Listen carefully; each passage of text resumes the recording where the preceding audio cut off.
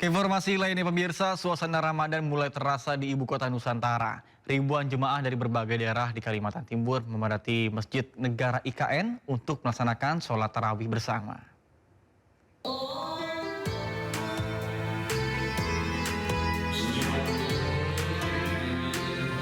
Ratusan jemaah dari berbagai wilayah di sekitar IKN hingga Balikpapan dan Samarinda memadati area masjid sejak usai sholat Isya.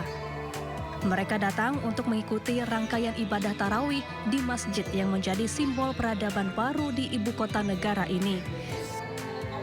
Tahun ini Masjid Negara IKN yang berdiri megah di kawasan inti pusat pemerintahan Nusantara untuk pertama kalinya menggelar sholat tarawih. Diharapkan kehadirannya tak hanya menjadi ikon arsitektur, namun juga menjadi pusat syiar Islam serta penguatan nilai-nilai spiritual di tengah pembangunan ibu kota Nusantara. Kalau di sini mungkin karena masjidnya baru, jadi vibes-nya masih kerasa masih new banget. Terus juga jadi ada giroh semangat gitulah buat ngelakuin ibadah. Rasanya kayak wow, ternyata keren juga ya hasilnya masjid ini, kayak untuk bangunannya luas, terus juga indah, dari luarnya juga keren gitu, seperti itu. Rasanya happy sih pastinya. Masjid Negara IKN memiliki daya tampung hingga sekitar 6.000 jemaah, baik di area dalam maupun pelataran. Selain jemaah umum, sejumlah pegawai otorita dan pekerja proyek IKN turut melaksanakan ibadah bersama. Dari Ibu Kota Nusantara Kalimantan Timur, Mukbin Aziz, iNews melaporkan.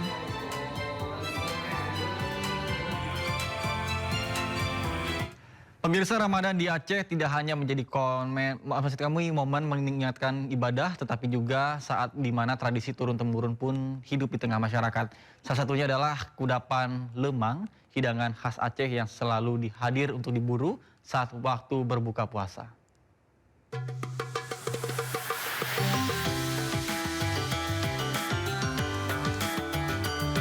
Asap tipis mengepul perlahan di sudut desa Lamdingin, Kecamatan Kuta Alam, Banda Aceh. Aroma khas bambu terbakar bercampur santan yang matang menguat di udara dan menggoda siapa saja yang melintas. Di sebuah lapak sederhana, deretan bambu tersusun rapi di atas bara api. Dan di sanalah lemang diproses dengan cara tradisional yang tak berubah sejak dulu. Adonan lemang dimasukkan ke dalam ruas bambu yang telah dilapisi daun pisang, lalu dibakar perlahan di atas bara.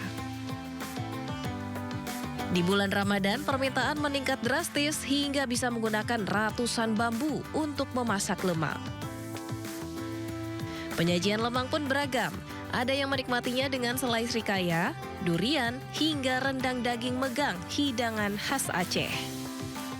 Untuk bulan puasa biasa 3 varian. Ada lemang hitam, lemang putih, lemang ubi. Dalam sehari bisa menghabiskan berapa sak, Bang? Dalam sehari bisa menghabiskan 5 sak atau 4 sak. Harga lemang bervariasi mulai dari Rp30.000 hingga Rp130.000 per bambu. Di tengah gempuran makanan modern, lemang tetap bertahan.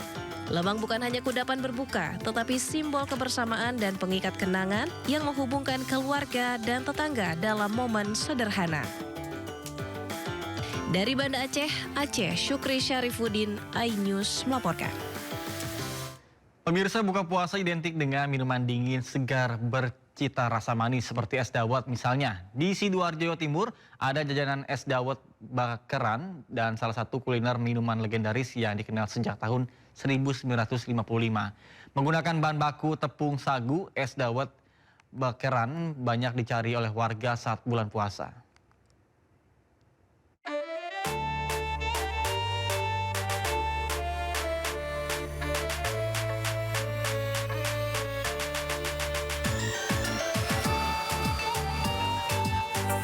Tidak lengkap rasanya kalau berbuka puasa tanpa minuman yang manis. Setelah seharian menahan dahaga, es dawet bisa membantu menghilangkan dahaga. Di Sidoarjo, Jawa Timur ada es dawet yang sudah terkenal sejak tahun 1955 bernama es dawet bakeran. Es dawet khas Sidoarjo ini berbahan dasar tepung sagu. Berbeda dengan dawet pada umumnya yang berbahan dasar tepung beras.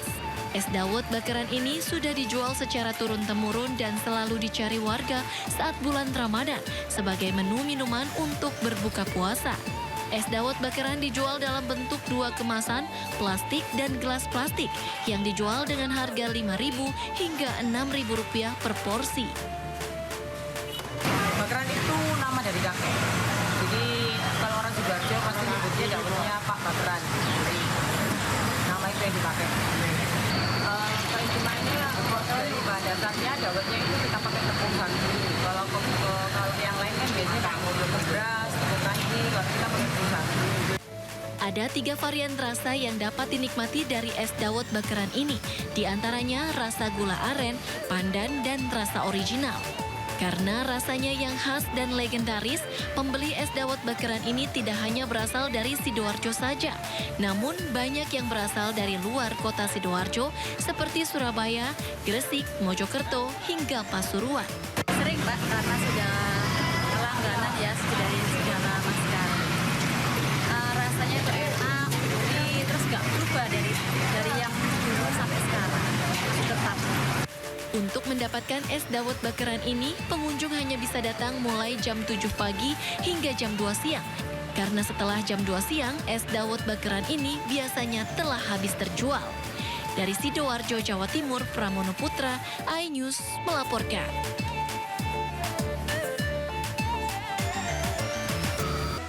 Pemirsa, Presiden Amerika Serikat Donald Trump membuka langsung pembukaan KTT Dewan Perdamaian atau Board of Peace di Washington DC.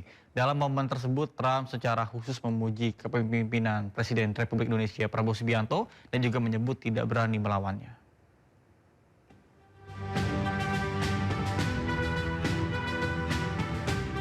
Presiden Republik Indonesia Prabowo Subianto menghadiri rapat perdana Board of Peace penanganan Gaza yang diinisiasi Presiden Amerika Serikat Donald Trump di Washington DC, Amerika Serikat. Kehadiran Indonesia menegaskan peran aktif dalam upaya gencatan senjata, stabilisasi keamanan, dan rekonstruksi di jalur Gaza.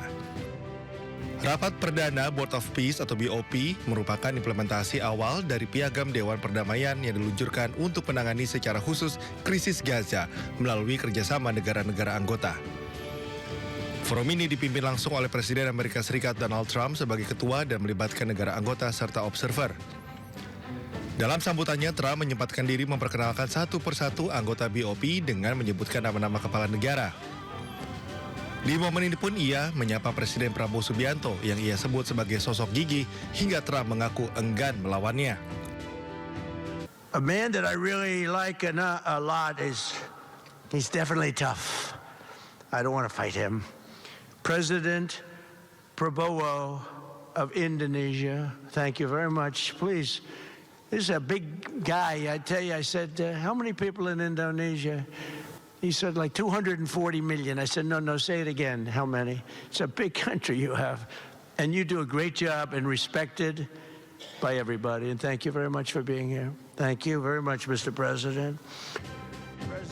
Partisipasi Indonesia dalam Board of Peace juga dimaksudkan untuk memastikan proses rekonstruksi dan stabilisasi keamanan berjalan inklusif, transparan, dan selaras dengan prinsip hukum internasional serta aspirasi rakyat Palestina. Dari Washington DC, Amerika Serikat, Aya Nufus, iNews melaporkan.